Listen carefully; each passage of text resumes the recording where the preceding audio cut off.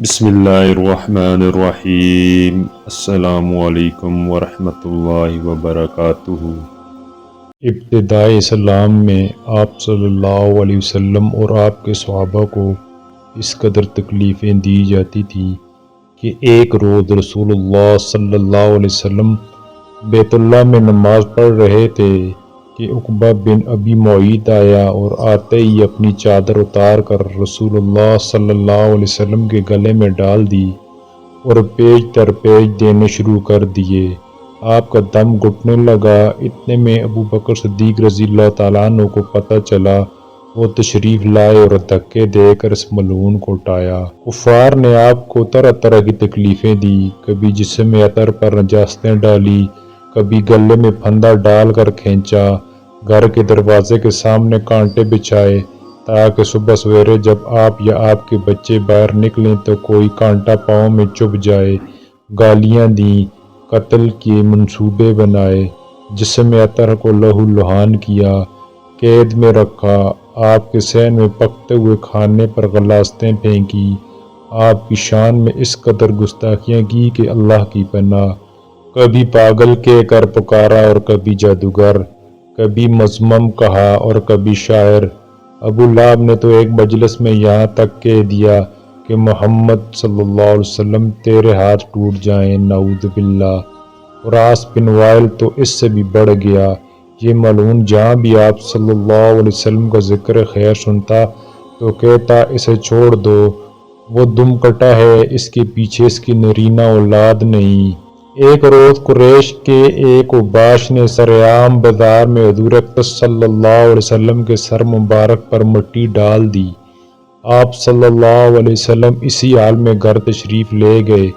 صاحبزادیوں میں سے ایک آپ صلی اللہ علیہ وسلم کا سر دھو رہی تھی اور اپنے ابا کو اس حالت میں دیکھ کر رو رہی تھی۔ آپ صلی اللہ علیہ وسلم نے انہیں تسلی دی اور فرمایا، رو نہیں میری بیٹی، اللہ تیرے باپ کا حامی ہے۔ ابو لہب کے خبیث بطن کا یہ حال تھا کہ جب رسول اللہ صلی اللہ علیہ وسلم کے صاحبزادے حضرت قاسم کے بعد دوسرے صاحبزادے عبداللہ کا بھی انتقال ہو گیا تو یہ اپنے بھتیجے کے غم میں شریک ہونے کی بجائے خوشی خوشی دوڑتا ہوا قریش کے سرداروں کے پاس پہنچا اور ان کو خبر دی کہ لو آج محمد صلی اللہ علیہ وسلم بے نام نشان ہو گئے۔ نبوت سے پہلے نبی اکرم صلی اللہ علیہ وسلم کی دو صاحبزادیاں ابو لہب کے دو بیٹوں عتبہ اور عتیبہ سے بیاہی ہوئی تھیں۔ نبوت کے بعد نبی صلی اللہ علیہ وسلم نے اسلام کی دعوت دینا شروع کی تو اس شخص نے اپنے دونوں بیٹوں سے کہا، میرے لیے تم سے ملنا حرام ہے اگر تم محمد کی بیٹیوں کو طلاق نہ دے دو۔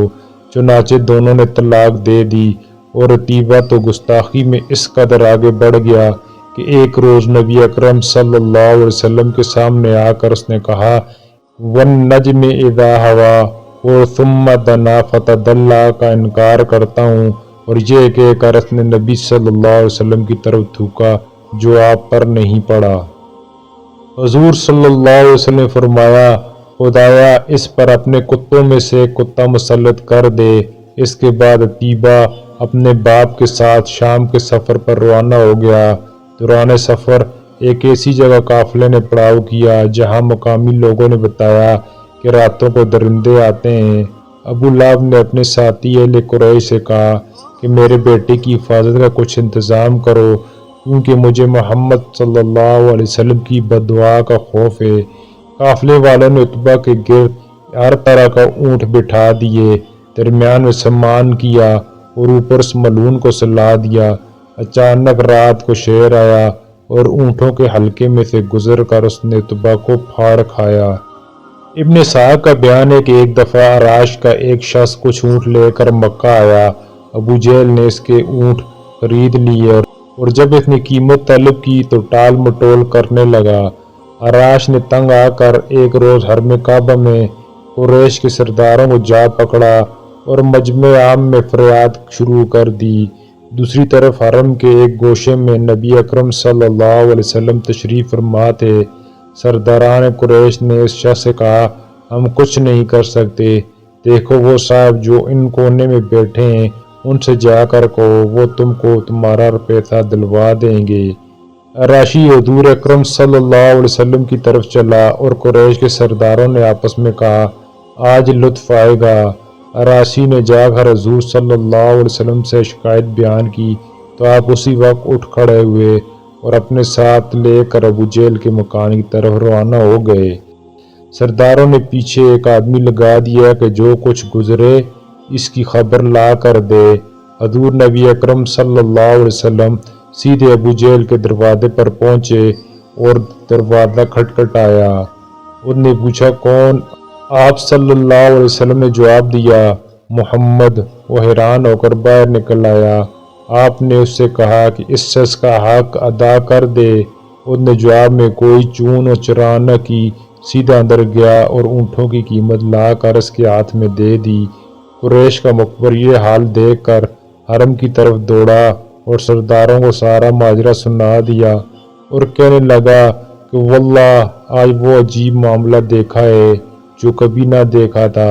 अबू जेहल जब निकला तो मोहम्मद को देखते ही उसका रंग फक हो गया और जब मोहम्मद ने उससे कहा कि इसका हक अदा कर दे तो यूं मालूम होता था कि जैसे इसके जिस्म में जान नहीं।